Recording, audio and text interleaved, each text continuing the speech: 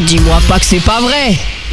Si. N'importe quelle miss vous le dira, la guerre c'est pas vraiment super gentil. La guerre, quand tu dois traverser un pays pour aller tuer des gens, c'est encore moins cool. Et quand en plus il se passe que des galères, eh bien c'est une histoire pour vous Adrien.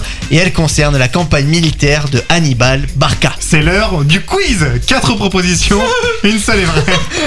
Hannibal a attaqué des alliés pensant que c'était ses ennemis. Ça c'est la première proposition. 2. La moitié de son armée est morte parce qu'il a mis une canne dans la neige.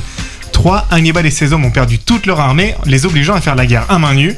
Ou 4. En pleine montagne, Adrien Quatennens a donné un coup à un rocher, mais ça va, il l'a pas reconnu. Sauf que ça a provoqué une avalanche et ça a tué tout le monde. La dernière. Oui. C'est la plus crédible. Nous sommes en 218 avant Jésus-Christ, une guerre qui restera dans l'histoire comme la deuxième guerre punique opposant Rome à Carthage. Carthage, c'était le sud de l'Espagne et une partie du Maghreb actuel. Hannibal Barca ne mangeait pas des êtres humains, mais dirigeait l'armée carthaginoise.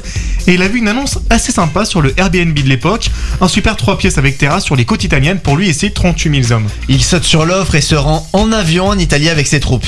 Nous sommes en 218, donc non, ils y vont à Pierre-Raphaël, il n'y a pas d'avion. De l'Espagne où ils étaient à l'Italie, ils doivent obligatoirement passer par les Pyrénées, puis par les Alpes, la première montagne tranquille, la deuxième pas foufou. En fait, il neige beaucoup trop à cette époque et pas de dameuse ou de remontée mécanique. Le temps est exécrable, sauf que dans cette situation, Hannibal c'est pas le meilleur commandant à avoir pour une armée. Beaucoup d'ego, donc non, il veut pas faire marche arrière.